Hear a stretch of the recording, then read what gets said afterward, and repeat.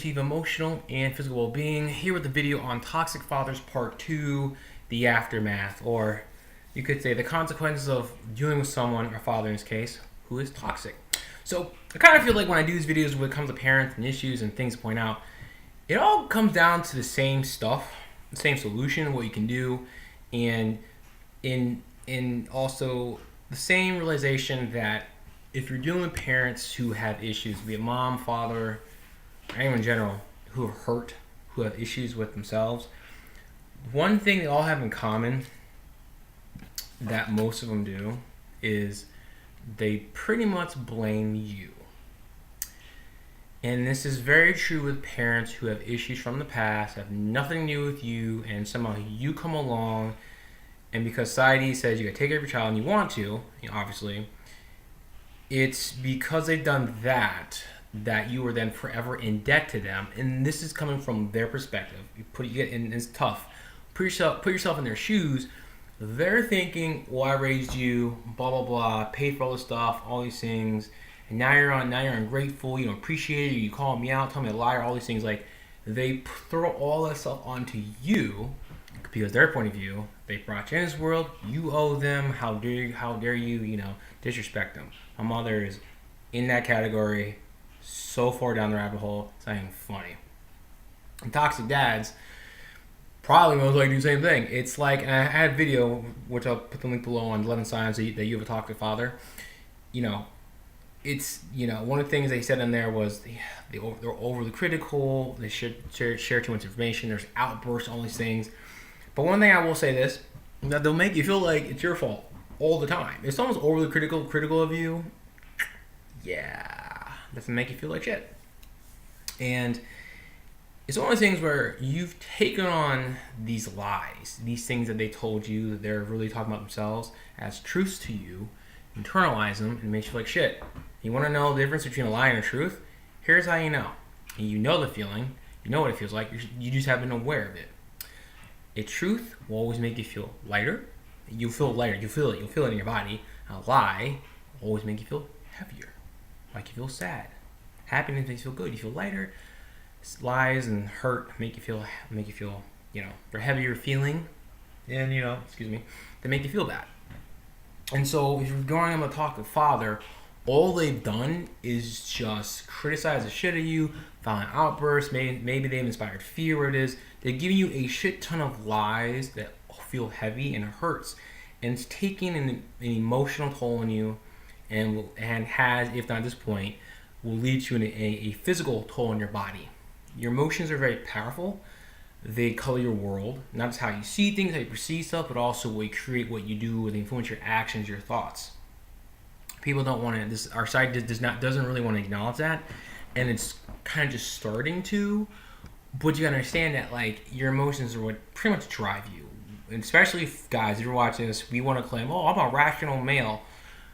You are to a certain degree, but your emotions are part of you, who you are. You can't deny that. You can push them to the side. That's the funny thing. People say, I learned to push my emotions to the side.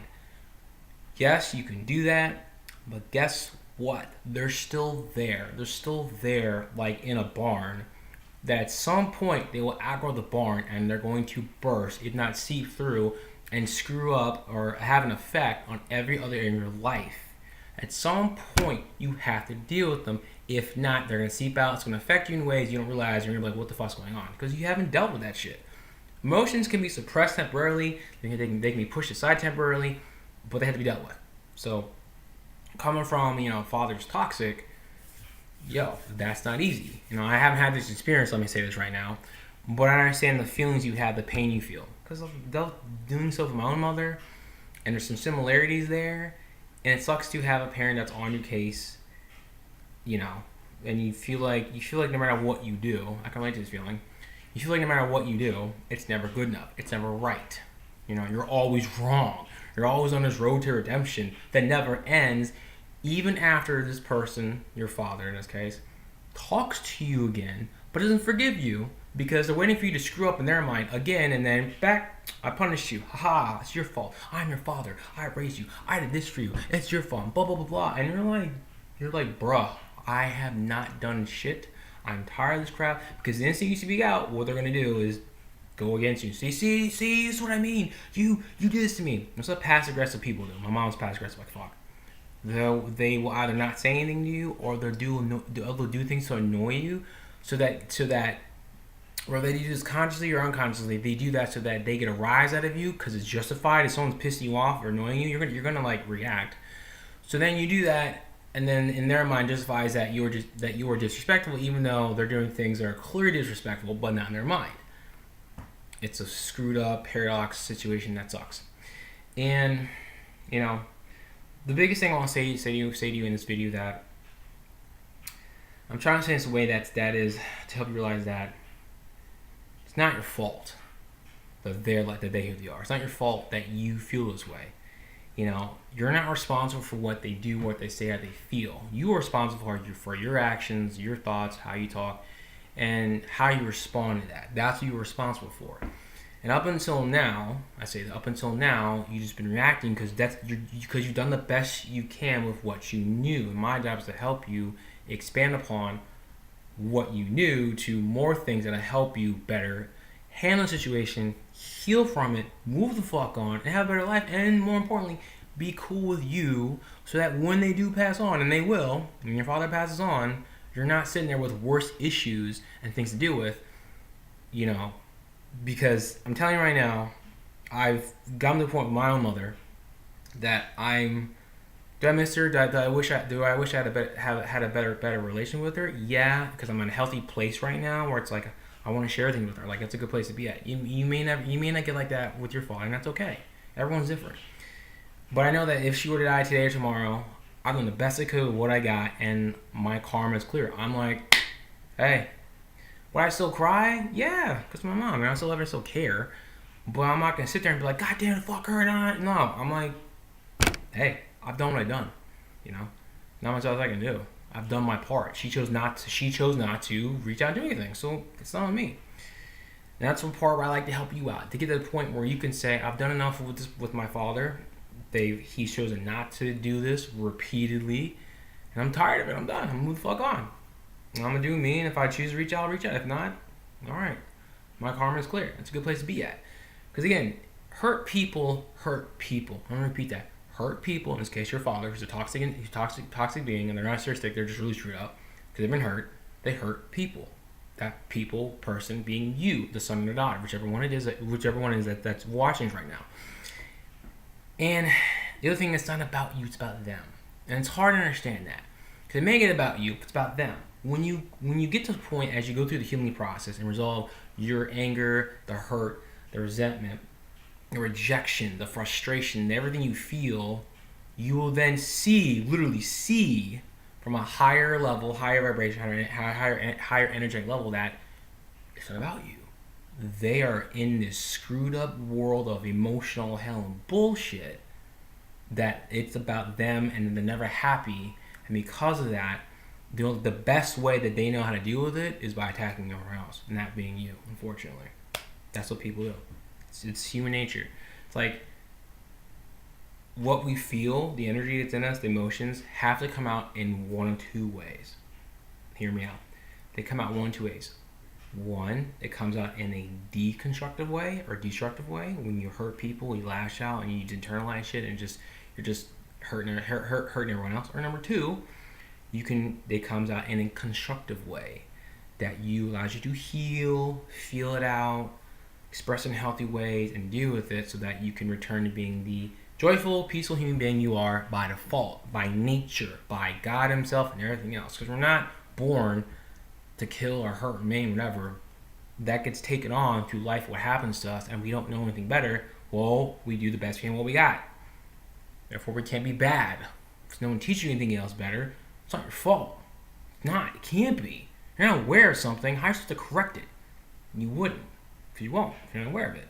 Now, it is your fault, or it is your responsibility to correct something when you become aware of it and then you choose not to. That's a whole different thing. If you know something you should work on, you don't, yeah, that's shame on you. And so you may have a toxic father that knows they should work on their shit, but they won't do it.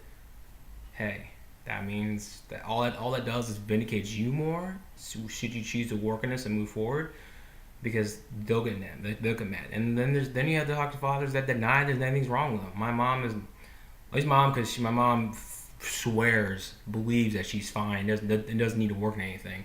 When it screams so loud that she's so much shit to work through, but she's in denial of it. And your talk to father, it may be the same type of person that you look at them and how they are, and it screams they have issues, but they're like, I'm fine, I don't do anything. You're the problem. Yep.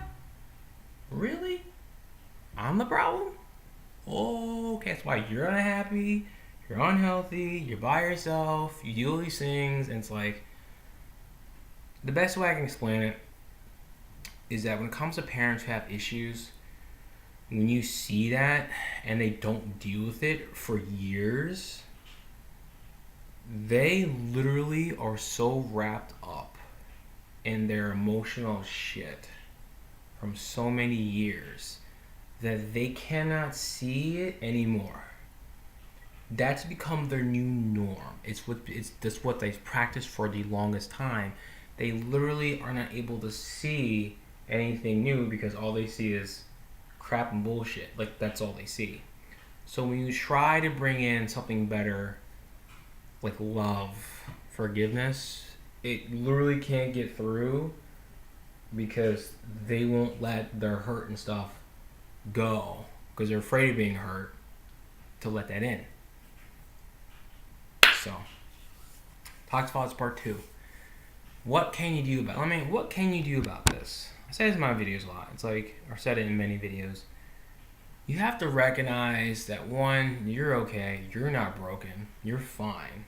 No one's really broken. You are okay. Nothing wrong with you. It's not your fault.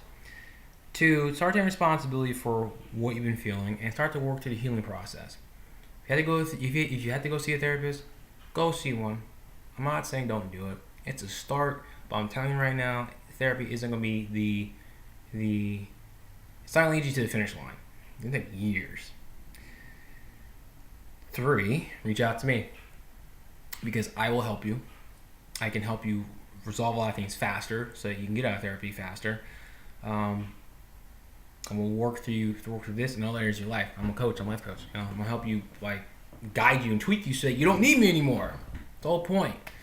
And and I'll help you identify the emotions that you have that are happening in other areas of life that you won't see, because you can't see the forest through the trees. It's helpful to get with someone who's not in a situation, who's looking at it from the outside, and they take you and raise you up. You go, oh shit, I didn't notice this, because you've been so wrapped up in the bullshit. That's what happens. It's human nature. It's what happens. As I go through my coaching and my own what I do, I find that there are things that I didn't see that I've seen. And the only way you're going to find out more stuff that's not there is by moving the stuff that's in your face. It's like you're peeling back an onion. There's another layer, and another, and another, and another, and another, and another. And the process doesn't end. However, if your life becomes so much better, you become so much happier that you'll want to continue the process. Because there's more, and there's more, and there's more. And then what you'll find is that when you go through this emotion that sucks, and the next one, the next one, the next one, there's always a better feeling after that shit. That's where your power lies, as I've learned, been told by someone. Your power lies. The joy and stuff that you want lies right behind the bullshit that you don't want to deal with. And it's true. So, realize it's not your fault. It's about them, not about you. Hurt people. Start taking responsibility for how you're going to deal with this, and start, creating boundaries and start to heal. 3, you gotta see a therapist, go see a therapist. 4, reach out to me. I'll help you along the way with things. There are things I know that can help you get to where you be faster. I won't say a shortcut, but life hacks, if you want to say that, and go from there. And talk to me, reach out to me, email me, call me. We'll do a session, a little discovery session here, and work through it and work together. So, all that being said and done, my friend, I appreciate you. I love you. Like this video, comment, let me know your thoughts are. Subscribe to my channel, please. Share this video that you think someone else, would get value from this. And hey, if there's a little bell that's below there, click that bell so you can get notified. You don't miss anything else I do. That's pretty much it. I love ya. Get in the black. Peace.